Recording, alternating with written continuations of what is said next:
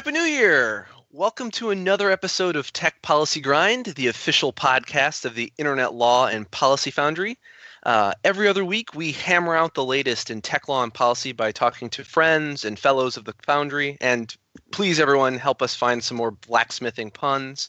So the Foundry, we're a collection of early to mid-career professionals paving the way at the intersection of law and technology. We're a collection of geographically and ideologically diverse folks. Your hosts today are myself, Joseph Jerome, from the Center for Democracy and Technology in Washington, D.C., and Emery Rohn, a San Diego-based attorney and a fellow at the Privacy Rights Clearinghouse.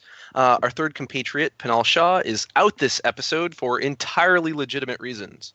Today, we're joined by Kristian Stout, Associate Director for Innovation Policy at the International Center for Law and Economics. I'm frankly not sure I can do his bio justice. Previously, he was a lecturer in computer science at Rutgers University. He was a computer programmer. He ran a startup and then, for some ridiculous reason, decided to go to law school. He just ran for New Jersey State Assembly, and if you take a look at his writings on SSRN, they run the gamut to stuff on ICANN, to competition law, to the DMCA, and to the Federal Trade Commission, which is why he's joining us today. We're going to get into the meat of a recent workshop held by the Federal Trade Commission on informational injuries in mid-December.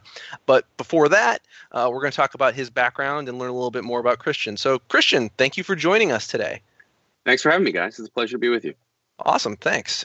So we tend to start all of this by asking folks what they're grinding for in tech policy. So as I said, it seems like you're interested in a bit of everything. So what is keeping you up at night? Or I guess, what do you get up in the morning eager to sort of work on? So the stuff that motivates me to be involved in tech policy and that gets me really excited about the work is trying to find the places where we can enhance innovation and new technologies and advance social good while reminding ourselves that humans are necessarily limited in our ability to act. So there's always this tension in policy that has to exist between being afraid of things that might happen as a result of new innovations and new business models and new things, while also wanting to have the wisdom to recognize that our wise regulators don't always have any more knowledge than we have. So we need to somehow find that balance and the tension between those two impulses. So general philosophical approach. But in terms of like nuts and bolts policy, I think that plays out on the telecommunications front. Net neutrality recently was something that kept me pretty active for a while. I find the Federal Trade Commission really interesting, partially because there's a little tension even in the way I look at it. So I was one of the people who advocated for shifting net neutrality responsibilities over to the Federal Trade Commission. I think they're on the whole a pretty decent agency, but then at the same time, I think that the Federal Trade Commission has a lot of problems in its process that need to be corrected. So there's also sort of I think they need to do more, and then they also need to be better at what they do because there's a lot of problems. How do you fix that? So Emery and I think we're both lawyers that are interested in technology. You actually have a technical background. So are you looking at the stuff that we're arguing about or the things that the Federal Trade Commission's interested in, and it's all a bunch of lawyers running around, and do you just find that frustrating, or like what's your solution to this issue? I don't know that there is any one solution to the issue. Coming from a background of having been an entrepreneur and a software developer, and then also getting policy and law training, I don't know that anybody really knows what's going on. To the point, you know what I mean? To the point where you can say, well, you need to trust the engineers, you need to trust the lawyers. The fact is, we have a network and we have computer technology and all these different technologies, right, that engineers, smart people came up with. And then we also have social values that we need to figure out how to work out, right? So the network and computers don't determine what our social values should be. So what you do with those networks, what you do with that technology needs to be something you have to have a conversation about. So, and when I say I don't think anybody knows, that's actually by the design, I think, of the universe itself. Everything's in process. So we need to constantly have a conversation and take a look at what's going on and say, do we need to revise our understanding and come up with something better to do here? So I'd like to go back and before we get into the nuts and bolts of the policy, maybe talk a little bit more about your background. Sure. I think that it is not entirely unique, but it is always something to point out when we have a programmer that has sort of come over to the dark side of the law. And I'm interested in that process. When did just going by your LinkedIn, you're a web developer in February of 2000. How did that process start? Well, I went as an undergraduate. I did not think very hard about what I wanted to do with my life. I sort of was happy to. Who does? Right. Are you telling me that at 18 years old, you didn't know exactly what you wanted to do, so you just picked the class that seemed interesting? I've never done that in my life. It's actually a little worse than that. I showed up to Rutgers University, a great school, by the way. I love Rutgers. But I showed up to Rutgers, and none of my family had gone to college before me. I was the first one to really go. So I didn't really have any wise elders who could guide me through the process. So I showed up to college. I had a guitar with me, and I was interested in playing that. I knew that. Right. And you're there. I talked to a counselor. Yeah, right. And they're like, well, what do you want to do with you? I was like, I really don't know. And they're like, okay, you'll be a communications major. So I said, okay. So I did that for 3 or 4 years. And then toward the end of my tenure, I started realizing, I was like, oh, now I have to actually think about what I want to do with my life. So within the last 6 to 8 months of college, and I had worked in the computer lab because I liked computers and technology. So the last 6 to 8 months, I was like, I should figure out how to do something. So I started teaching myself to be a computer programmer. And 2000 is a great year to do that. It is. Well, so I got out of school, and then for the first year, I got a job with a company that did marketing, and I had a terrible first job. They hired me to sell advertising over the phone on little index cards. I don't even know if these things exist anymore. It was awful. But I convinced the guy, oh, well, there's this tech bubble going on, right? This tech boom going on. It wasn't a bubble yet. It's tech boom. You really should be doing technology stuff. So he's like, you're right. So I actually convinced him to let me start developing software and like experimenting and coming up with things for him to sell to clients. And then I got hired at there was a body shop. I don't know if everybody knows. A body shop is a firm that basically just hires a bunch of people and then farms them out to different companies. Like you go work at JP Morgan today, you go work at Goldman Sachs tomorrow, right? So they had a tech side of that they were trying to convert into a media fancy web development. And so they hired me as one of their web developers. And then the internet bubble burst about a month later. And so for a year, I then had another year where we didn't have a lot of clients, but I just kept teaching myself more stuff. So I learned Flash, I started learning ASP, and then I started getting more into computer science stuff. I started taking classes at NYU for computer science. And then when that folded, one of the clients they had who had an e-commerce startup, they hired me to come on. They're like, oh, well, how good are you with Linux and PHP? I was like, I know of those terms. So he hired me. And then I started learning. I became like a Linux and PHP expert and started doing that. So it was a combination of self-teaching and then formalizing. So I would learn stuff and then I would go to NYU for a while and take some of their more advanced computer science classes. And it was a very iterative, evolutionary process. Do you still get to do any of that? I mean, I guess the follow-up question is, A, when does the lightning bolt hit and you're like, well, I need to go to law school? But B, you're writing all this really pretty heavy academic writing now. Do you still get to do any coding, programming? Oh, yeah. Okay. Well, I got to the point where I did want to get involved in policy and politics and law, but my hourly rate is still so high as a tech expert that when people ask me to consult with them on stuff, like I will take a gig here and there, because I got to the point in my software career where I was doing more architecture. So I would look at systems and think about all right, well, here's how you need to put these components together. All right, you have a Salesforce system and a .NET system and AWS stuff. Here's how they should connect. Here's the right software design for that. So I still do consulting on that. I don't really do coding anymore, but honestly, I got tired of doing coding after a while.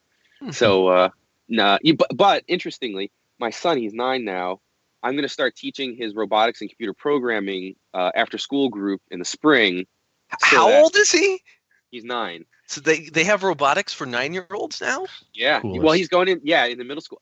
You should see what they have. It's crazy. They have a whole robotics club in my town where it's like the in group. It's like the cool kids in the town. It's like that in softball. So the times they are a-changing. Oh, they are. I expect there to be some sort of West Side Story gang wars between the softball players and the computer programmers. One can only hope. I mean, that's that's coming up. That brings up a great point. I saw also on your LinkedIn that you are a board member of Coded by Kids. Do you want to talk about that? Yeah, actually, so I recently stepped down from it about a month or two ago because I've been on a bunch of different stuff and I got a little overwhelmed. However, I still love the organization. I think it's great. So Coded by Kids is a startup from Philadelphia that focused on providing technology training and mostly focusing on computer programming to underprivileged kids in the Philadelphia area. So they will go into like a school in a particular part of Philadelphia that generally is underserved, doesn't have enough money for books and all this stuff. And they'll actually set up a tech program where a couple times a week, the kids will get to actually come in. They'll have volunteers who are experts in coding and programming come in and teach them how to do that. So they get this like really great experience with mentorship and also really great technology training that gives them skills that they need. So I help them with legal stuff, and I help them try to expand into Camden, New Jersey, which is a pretty underserved area too. So during the law school experience, I guess, were you still coding? Were you working as a technologist or a programmer Yes. at the time? How did you balance that? I mean, Why did you go to law school? Well, okay. So yes, I did work I worked full time while I was in law school running my software company. So I went part time, but I actually managed to finish law school in 3.5 years. So 3 years is full time, 4 years is part time. I was sort of in between. And I also tried to get all the different opportunities. So like I was president of the Federal Society when I was in law school, which is, for people who don't know, an organization for libertarian and conservative lawyers and judges and legal academics. And I worked for judges. I worked for the public defender in New Jersey. So I don't sleep a lot. I like to, Evidently not. I'm trying to Right. count up the hours on my hand. All right, that doesn't sound doable, but. But so the path that took me to law school, over the course, so I've always been sort of an autodidact, and as I evidence with the computer programming learning, like when I get interested in something, I just start learning about it and I just want to do it. So I just go and learn everything I can about it. Over the course of my 20s, I started thinking back about the things I had learned in college with the eye toward, well, I never really directed myself at all. I had a couple of mentors who were really great. There was things I learned that were interesting. If I was going to focus on stuff that intellectually interested me, what would it be? And one of the defects in my intellectual upbringing was history. I hadn't adequately engaged in learning about history through high school and college, but I had found some interesting stuff. History and philosophy. Philosophy, I had kind of like picked and chosen what I wanted to learn. But I got a little bit more directed. I went back, and then I just started thinking about what was I doing with my own life. So as a computer programmer and a software guy, it was rewarding. I made good money.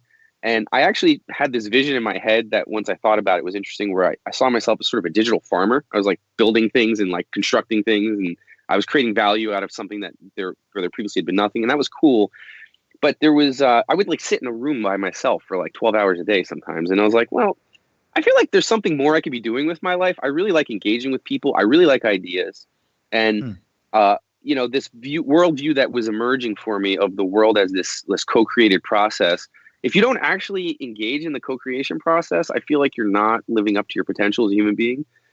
So started thinking about it, and I found law and policy and politics really interesting, and started getting more in depth and talked to some mentors. And they're like, oh, you could work at think tanks or policy groups. You could be a lawyer and work for the government and do these things. So I was like, all right. So I went to law school and I focused on a lot of different things. I made sure I focused on technology policy stuff, but also constitutional law and administrative law, and then just kind of shaped myself. I got a job at a think tank after getting out of law school. So I think that there's a lot of value to the sort of organic discovery process that you went through, as evidenced by the success that you had in those ventures. But at the same time, do you have any advice for 20-year-old you? Would you, if you could go back and offer advice to the early career professionals that are maybe still in college trying to figure out what they want to do? Yeah. Well, so thinking back to 20-year-old me, one of the things I learned actually going to law school later on, and this is something I say to some of my former students who ask me for advice, and a lot of them inevitably want to be lawyers for some reason. I don't know why so many people want to be lawyers. It's weird. Good question. I don't know. But going into law school later, first, it gave me the opportunity to go through life and think about the things I valued and what I wanted to do with my life. It wasn't like a default option. I chose it on purpose.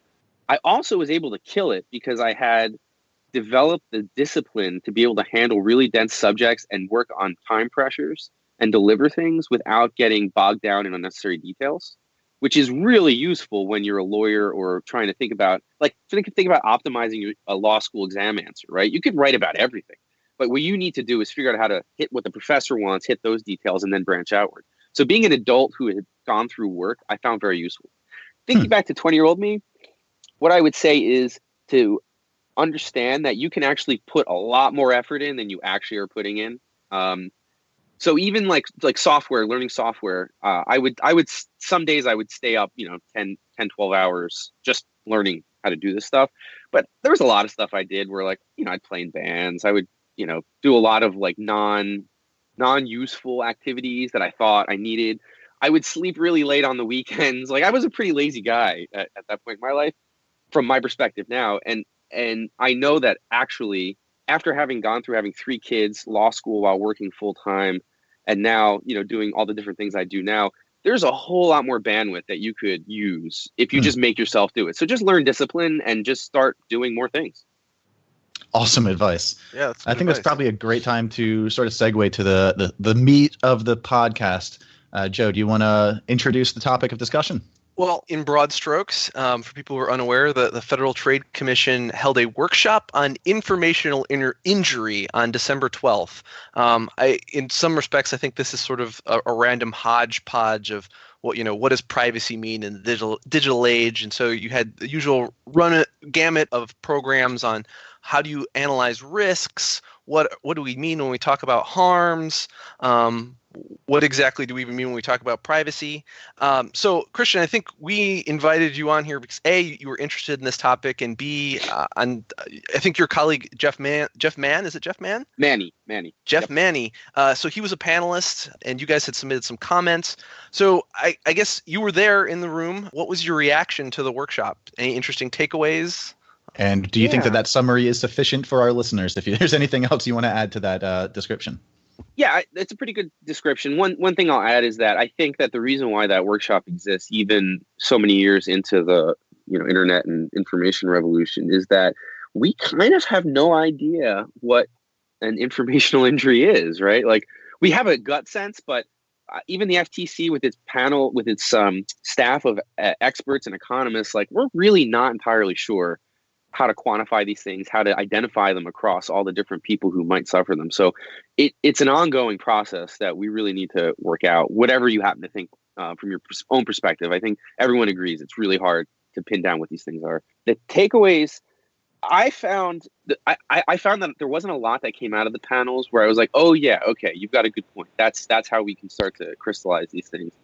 And then from my perspective, I tend to be a very process-oriented person. Legally speaking, I didn't feel like there was enough attention to the process of how the FTC reaches adjudications about whether there's harm and brings investigations about whether there's harm. And that was kind of explicitly baked into the panels. They even said, oh, we just want to talk about what the kinds of harms there should be. But to some extent, whether you find a harm or not is very dependent on the FTC Act and how the FTC approaches those problems, in my opinion. So I guess I have I've had conversations with staff at the FTC, and there's obviously procedures and website materials that explain how the FTC does enforcement and surveys and investigates stuff. But as someone that is interested in process, what is your take on how the FTC surveys the landscape that's out there and identifies things they have problems with, and what do you have a problem when it comes to that sort of process?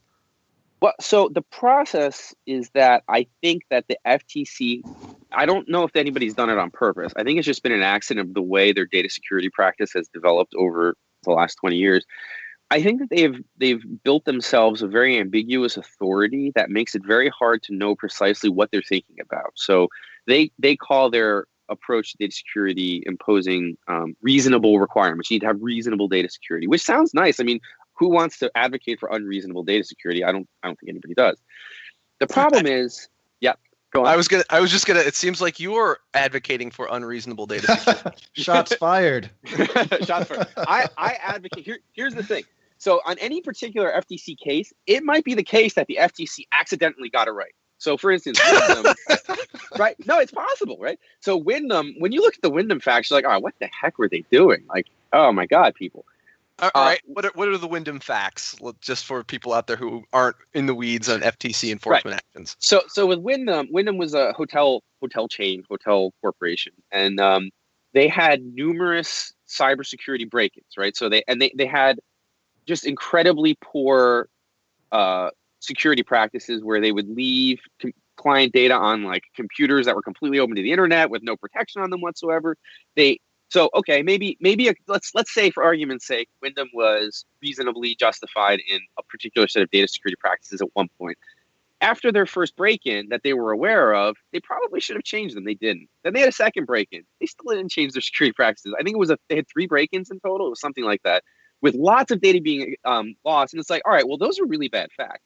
So that one seems like they deserve some sort of investigation, right?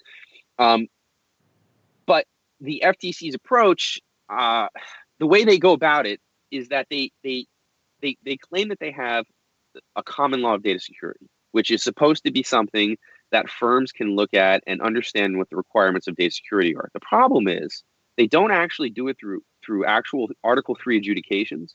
They don't actually put anything in their consent decrees that matches the facts to the requirements of Section 5 of the FTC Act. So when you actually look at it, you basically have to read all of these non-binding, they actually say they're non-binding guidance documents. They tell you, oh, well, go look at the NIST security standards. All right, well, there's like 64 of those, but there's 72 different FTC requirements across all of these non-binding documents. Okay, well, then look at our complaints. Well, here's the problem with looking at their complaints is that the FTC can institute an investigation when it has reason to believe that there's been harm. Okay, well, that's fine for bringing an investigation, but you can't get any kind of adjudication on a reason to believe standard. You should have at least a more likely than not standard, but that's not how consent decrees work. So basically, we have this like really crazy so-called common law of consent decrees that don't actually provide any kind of hard guidance. So, like I said, it might be the case that in any particular investigation, the FTC accidentally got it right, but it's not through rigorous legal analysis that it got it right. And that's my problem. They need more rigorous legal analysis. So I guess my follow-up to that is, what does that look like? So one of the issues, as a privacy advocate, I look at the FTC. They have really limited rulemaking authority. So how they can go about this analysis in a rigorous way while still having the sorts of negotiations with companies or bad actors that I think can evolve practice is one thing. And then beyond that, I think you'd acknowledge this. Data security is a constantly evolving issue. Mm-hmm. So how do you create a set of standards or a benchmark in law or in regulation that gives companies the type of guidance I feel like you want them to have? That's a good question, and it's not easy. So at the outset, everybody who's reasonable has to acknowledge that if you set down bright line rules about, you need a firewall. Well, okay, that gets stale quickly because that changes that definitely, right? So there has to be some flexibility in the way that the standard's deployed. First, I would push back a little bit on their limited rulemaking authority. They actually have rulemaking authority. They just don't like to use it because it's more onerous than other agencies have. And the reason why it's more onerous is because the FTC was so overactive in the 1970s that Congress actually made it harder for them.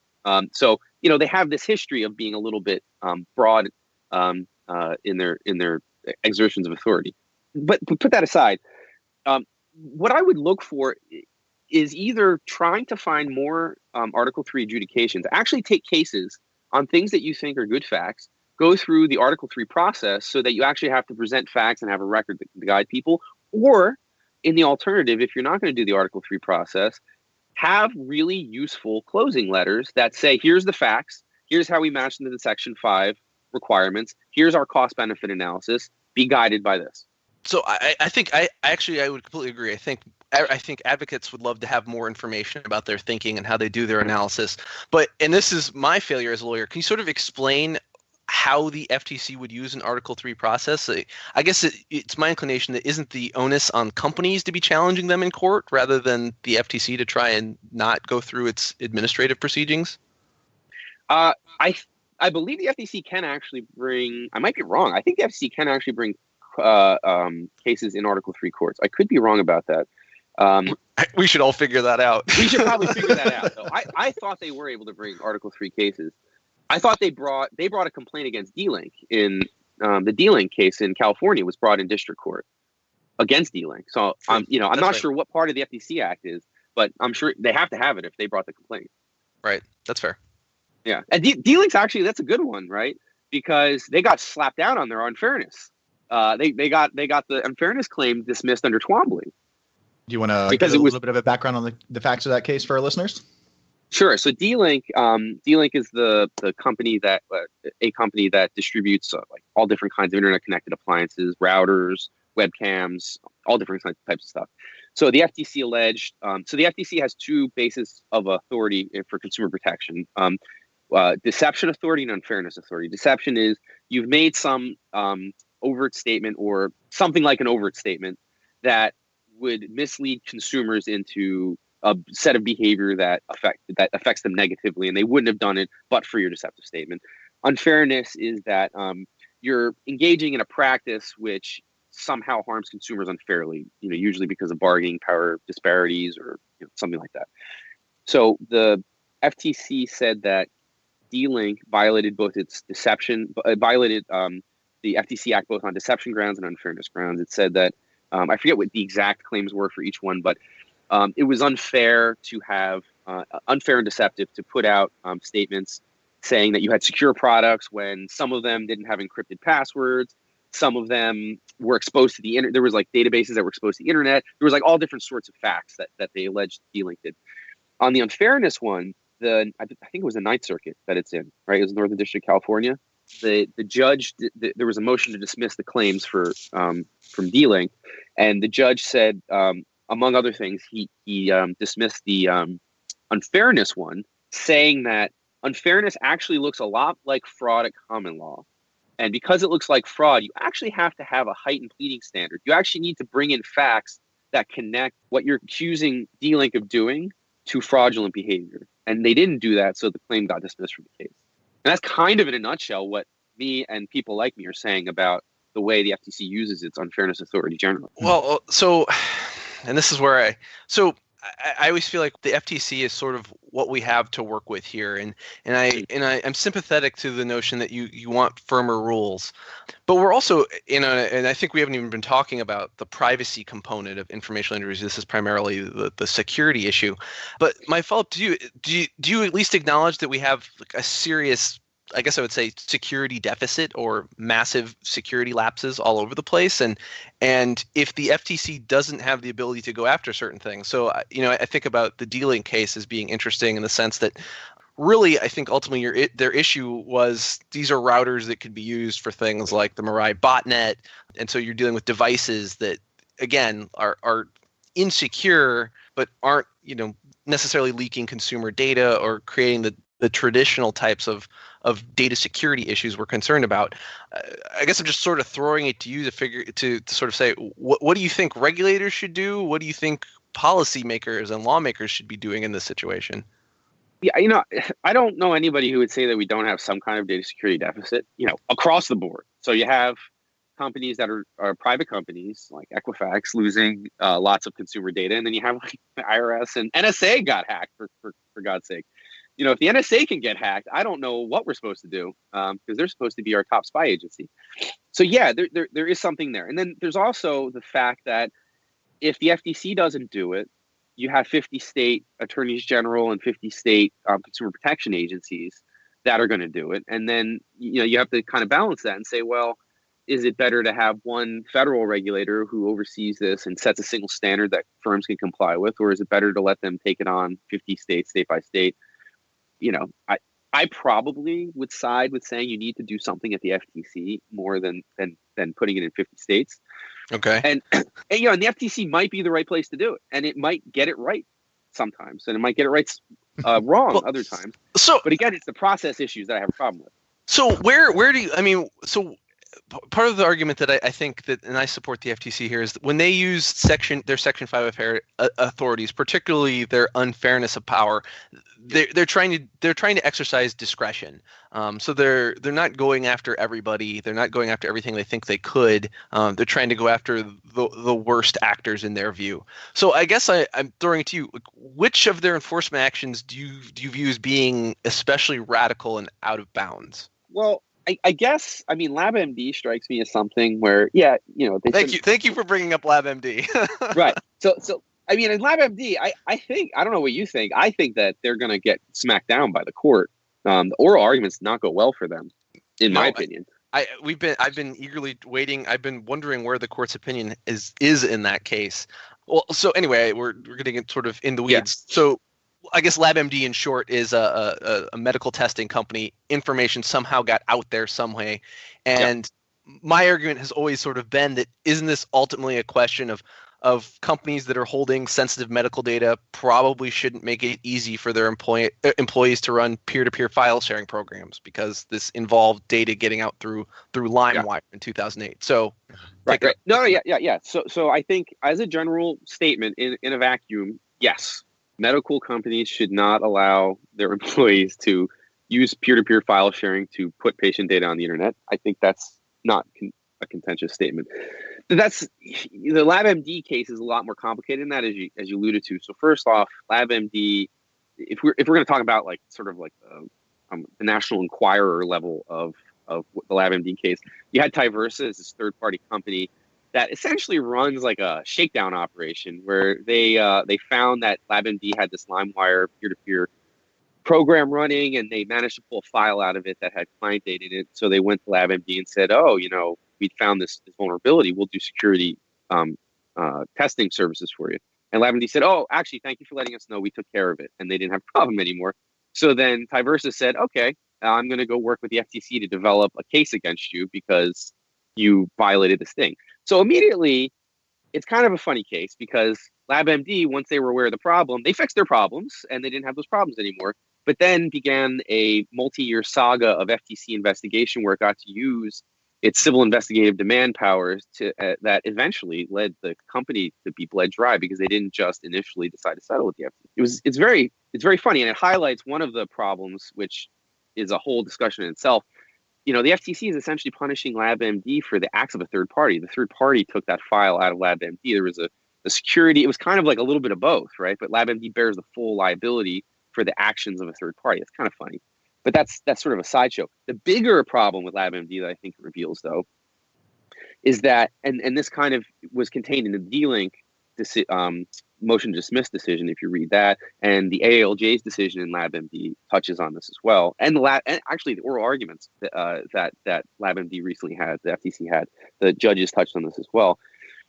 The way the FTC construes its Section 5 authority, and the way it has argued in LabMD, is as follows. If you possess sensitive data and you have data security that is unreasonable, whatever unreasonable means, and there's a breach, the breach itself, like if there's somebody gets into your system, and whether you know the data has been taken or not, whether it's been used poorly or not, that itself is a harm.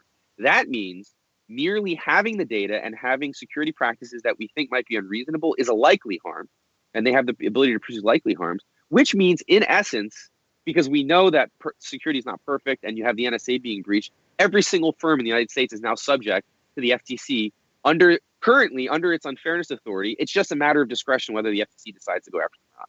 That's kind of a weird way to look at their authority. That's congressional level authority right there.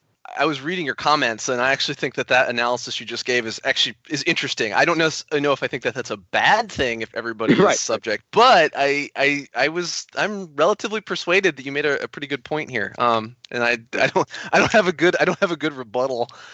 You know what it is. And again, that might be right. That might be the right way to do it. But if you're going to if the FTC is going to have that level of authority, I think Congress should at least acknowledge that that's the public policy we want, and we shouldn't allow it to find that in the penumbra of its FTC Act authority. I think that's probably a really great point to move into the closing section of the show. But before we do, is there anything you'd like to add, Kristian? Anything else you'd like to plug? Anything that we should be paying attention to? The mic is yours. I don't really have any particular plug. I have some papers coming out, but on financial regulation. Actually, I have a paper on this FTC issue coming out in the Journal of Law and Economics, which is a page turner. Generally speaking, if you have listeners, I actually really enjoy mentoring people who are earlier in their career. So I actually have a lot of people that I try to help. So if you have listeners who are interested in how to do like a transition from tech to policy or early career, I'm always happy to take emails from people. If you want to put my email in the show notes, and yeah, we'd like to that's be a great. resource.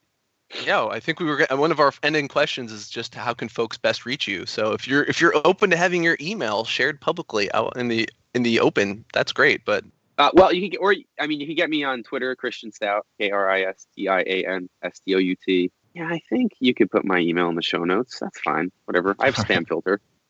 All right. It's not a breach of your information. No. I'm actually much more laid back. Honestly, like the way I look at it, and you can cut this out if you want to.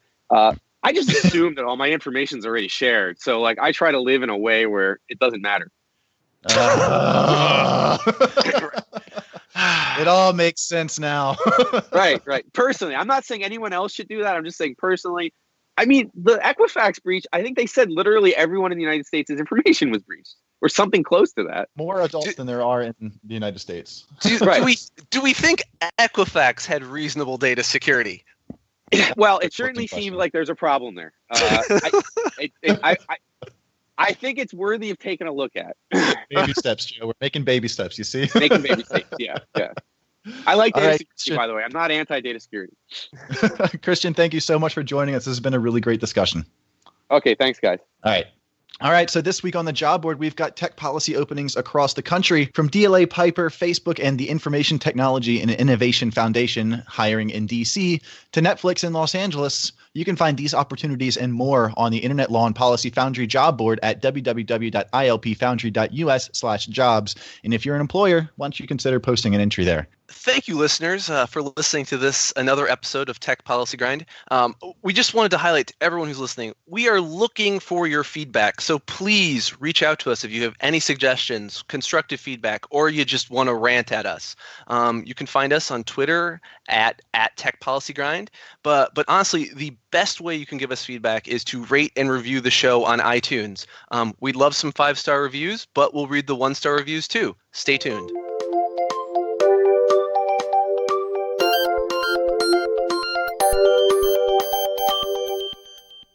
Emery here. What's that? An after credits scene? Yes, I know we're shaking things up just a little bit here, but I just want to let you know that next time you hear from us on January 29th, Tech Policy Grind will actually be at the State of the Net Conference in Washington, D.C. We'll be doing a series of interviews, streaming them live on Facebook, bundling it all up into a bonus episode. We're really excited about it. So the State of the Net is the largest internet policy conference in the country.